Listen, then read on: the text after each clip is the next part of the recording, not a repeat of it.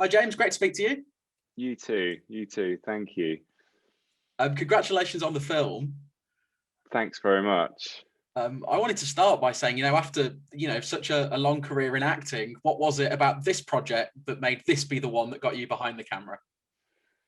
Well, actually, funny enough, I'd written the film such a long time ago that I was going to play Jack. I didn't write it to direct it, and then years went by and it didn't happen, and I forgot about it, and I was working on other projects, and then I'd written another film which was a romantic comedy, and we had nearly managed to get that together, and that one I was going to direct, and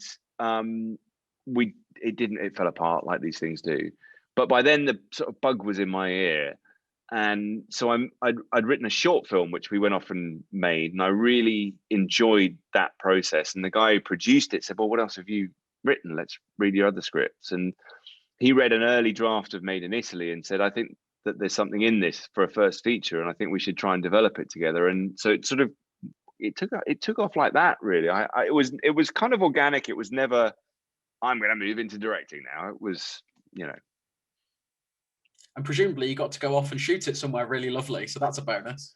Well, that was completely deliberate, I have to say. That was 100% baked into the script that we would go to a great location to film.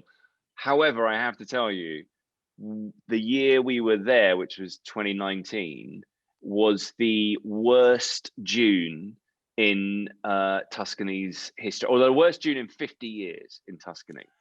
And so every interior scene that you see, there are 3 sparks standing outside, holding onto the lights to stop them blowing over as the rain comes in sideways. The weather was terrible. And then the last week, it just suddenly eased up and became Tuscany, and we ran out and shot every single exterior scene in a week. That's it. Open all the bottles of wine, get the get the cameras out. Yeah. So I wanted to ask, obviously, about the casting. Once obviously you weren't able to play the roles, the father and son thing. I'm keen to unpick the sort of chicken and egg of that. Was the one who came first, and then you decided to have the other? Oh no, yeah, for sure. I mean, you understand how movies are made. You have to find someone who can finance your movie. So, there's a short list of actors that I could go to, and it was with quite a bit of trepidation because obviously I know Liam's real story, and it has echoes with what happens in the film. So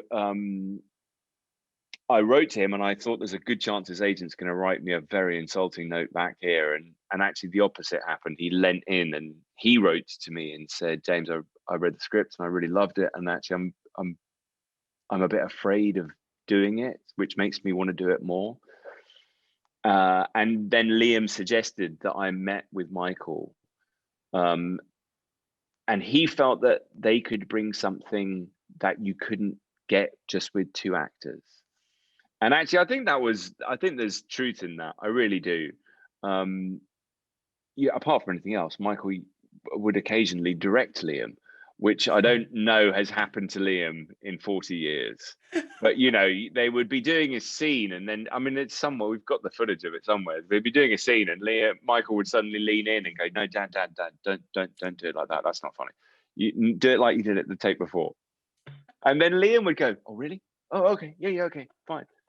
So they had a sweet rapport together that, if I'd have had an actor that Liam didn't know, it would have taken 2 weeks for them to feel any degree of comfort with each other. And, it was great.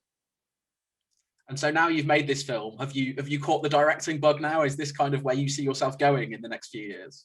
I'd certainly love to do it again. Yeah. I mean, look, I think it's great. I get to wear 2 hats now, or 3 hats, which is wonderful. And I just love the movies. I enjoyed the writing process, I enjoyed directing, and I really enjoy acting. So if I can get to remain in the world, then I'm a happy camper. Definitely. I wanted to ask, just before I let you go, you had a small role in the biggest movie of all time a couple of years ago. First off, what was it like to be a part of that machine? And secondly, can we expect to see you being a part of it again?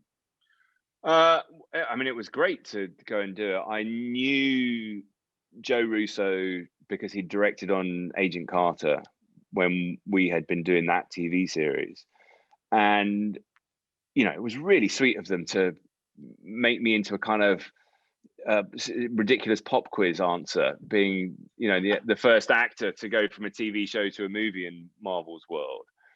And it was great. I had a lovely couple of days.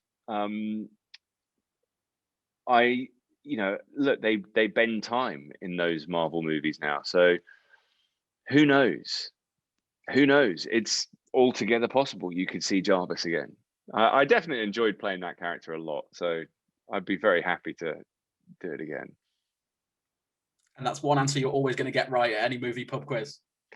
Yeah, that's true. That is true. Well, it's been great to speak to you, James. Congratulations on the film.